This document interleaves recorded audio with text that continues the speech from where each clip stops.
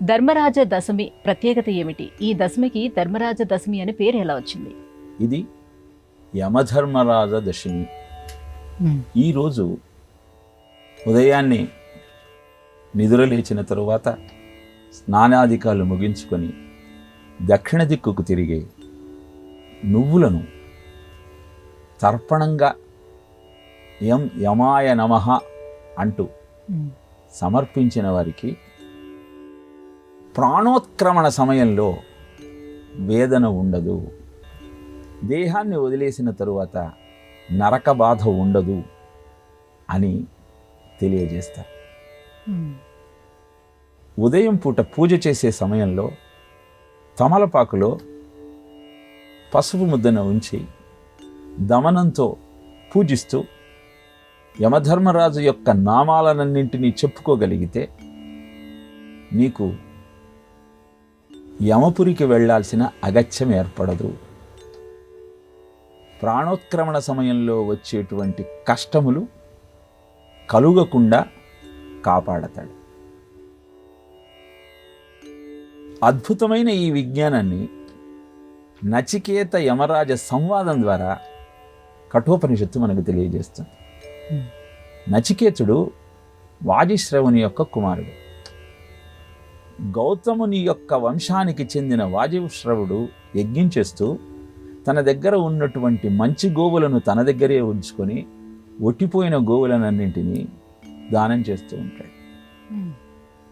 ఇది గమనించినటువంటి నచికేతుడు తండ్రి దగ్గరకు వచ్చి, నాన్నగారు యజ్ఞాన్ని నిర్వర్తించిన తరువాత దగ్గర ఉన్న సొత్తునంతా దానం చేయాలి అంటారు, నేను కూడా మీ సంపదనే కదా, నన్నెవరికి దానం ఇస్తున్నారు అని ప్రశ్నిస్తాడు.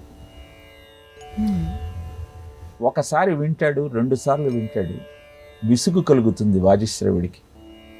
నిన్ను ఆ యముడికే దానం ఇస్తున్నాను లేరా అని గట్టిగా అంటాడు. అన్న తర్వాత బాధపడతాడు.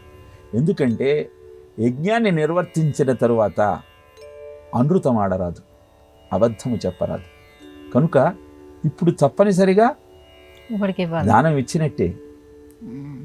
కానీ కొడుకును వదులుకోవటం ఇష్టం లేక దాన్ని నువ్వు పట్టించుకోవాల్సిన అవసరం లేదంటూ కొడుకును సరిదిద్దే ప్రయత్నం చేస్తాడు.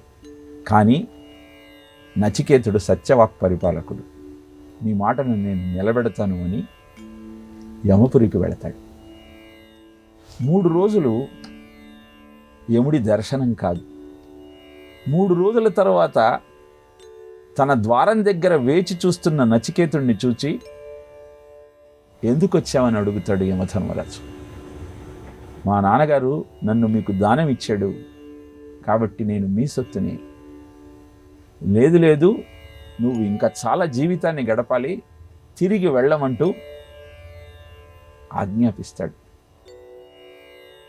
ఒప్పుకోనటువంటి నచికేతుడికి వరాలు ఇస్తాడు. 3 వరాలు కోరుకోమంటాడు. అప్పుడు నచికేతుడు, నేను తిరిగి వెళితే మా నాన్నగారు ఆనందంగా నన్ను స్వీకరించాలి,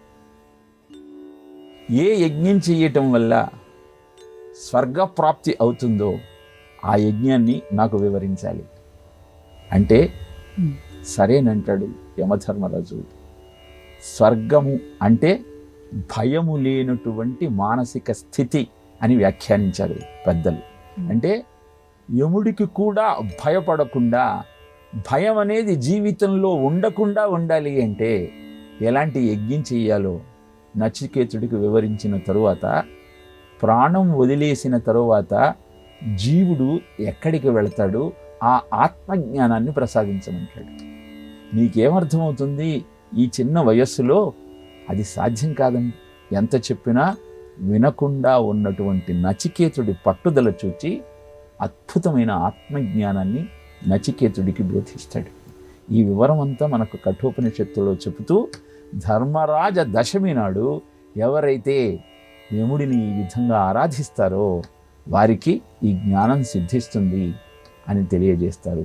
అదే చైత్ర శుద్ధ దశమి యమధర్మరాజు దశమిగా కీర్తింపబడుతుంది.